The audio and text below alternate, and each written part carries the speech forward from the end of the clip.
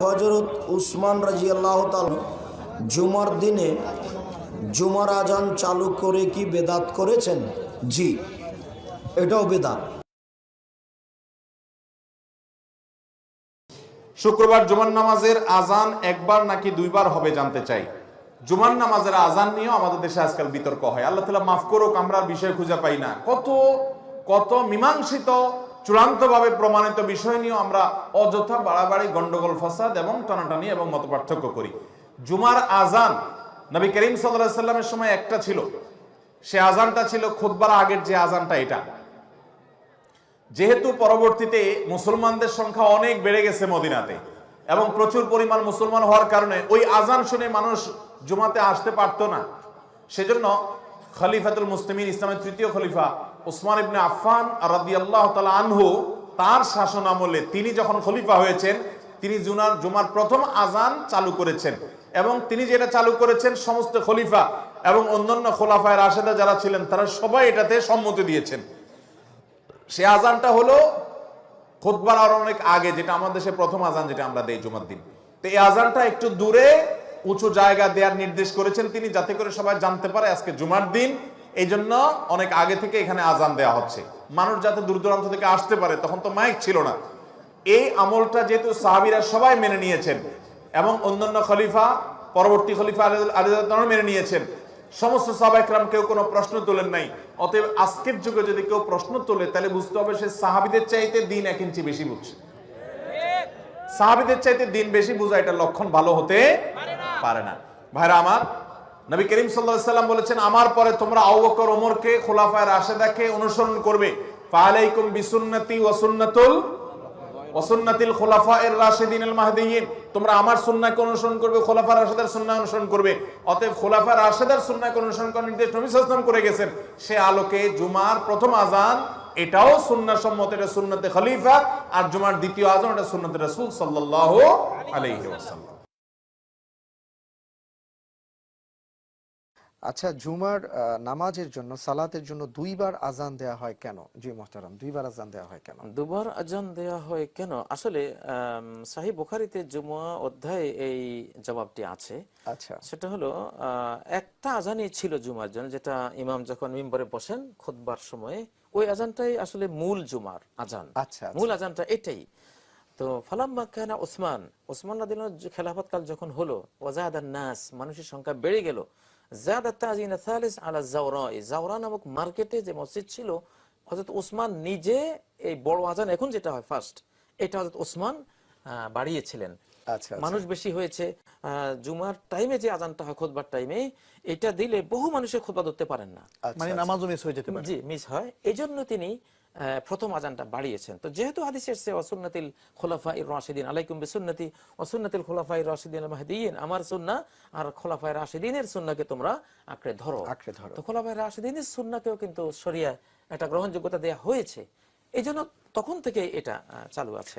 এখানে আরেকটু বলাটা প্রয়োজন, যেমন ওসমান ইবনে আফফান রাদিয়াল্লাহু তাআলা আনহু অথবা তার আগে ওমর ইবনে খাত্তাব রাদিয়াল্লাহু তাআলা আনহু, তারা যে কিছু আমল চালু করেছেন অথবা কিছু ফতোয়ার ক্ষেত্রে তারা কিছু জিনিস নিয়ে এসেছেন, এটা তো রাসূল সাল্লাল্লাহু আলাইহি ওয়াসাল্লামের সার্টিফাই করার কারণে এটা গ্রহণযোগ্য।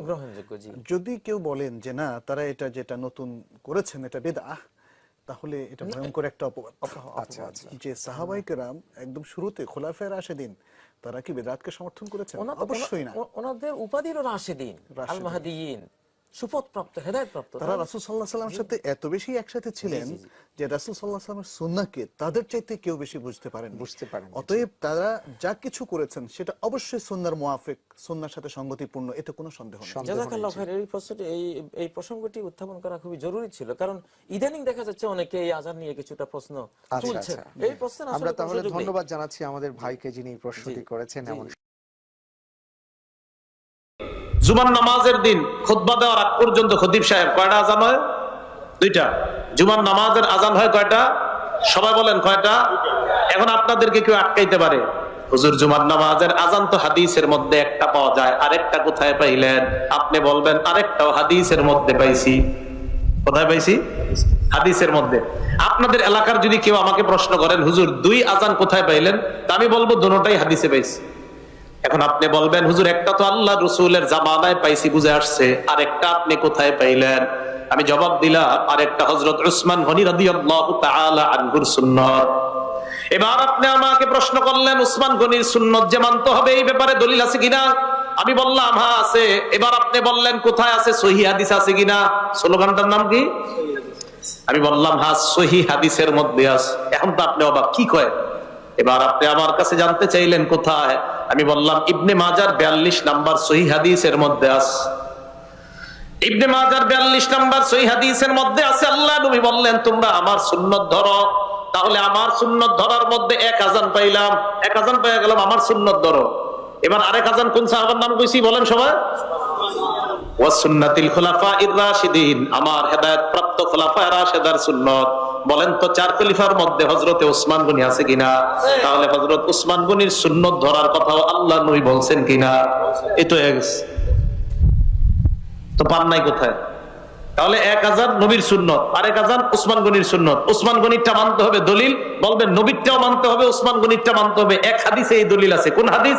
ইবনে মাজার 42 নাম্বার হাদিস। প্রথম অংশ আলাইকুম বিসুন্নতি, আমার সুন্নাত আঁকড়ে ধরো। তাহলে এক আযান নবীর সুন্নতে পাইলা। ওয়া সুন্নাতিল খুলাফা, আমার হেদায়েত প্রাপ্ত খুলাফায়ে রাশিদার সুন্নাত আঁকড়ে ধরো। দ্বিতীয় আরেকটা আযান পাইলাম হযরত ওসমান গনির সুন্নাত। আর ওসমান গনি চার খলিফার একজন। নবী বলছে তাদের সুন্নাত এই বাড়ির দাঁত দিয়ে, যেই দাঁত দিয়ে তোমরা হাড্ডি চাবায়া খাও, ওই হাড্ডি যেই দাঁত দিয়ে তোমরা চাবাও, ওই দাঁত দিয়ে আমার সুন্নাত আর আমার ওই সাহাবাদের সুন্নাত আঁকড়ে ধরো। এই জন্য কথাগুলা বুঝবেন। শুধু শুধু একজন মানুষের উপরে বেদাতি তকমা লাগাই দিবেন না। এক মসজিদে আপনি গেলেন 20 মিনিট, আপনি পড়াশোনা কইরা 20 বছরের খতিব সাহেবের ভুল ধরে ফেললেন মসজিদে গিয়ে। এই কাজগুলা করবেন না, ঠিক আছে না? এই ঝগড়াগুলা করবেন না, এগুলা একদম ফাও ঝগড়া। উম্মতের মীমাংসিত বিষয়গুলা নিয়ে ঝগড়া করব না। তাহলে আসেন আবার আগের কথায়, কয় জিনিস আঁকড়ে ধরতে হবে ভুলে গেছে। কয় জিনিস?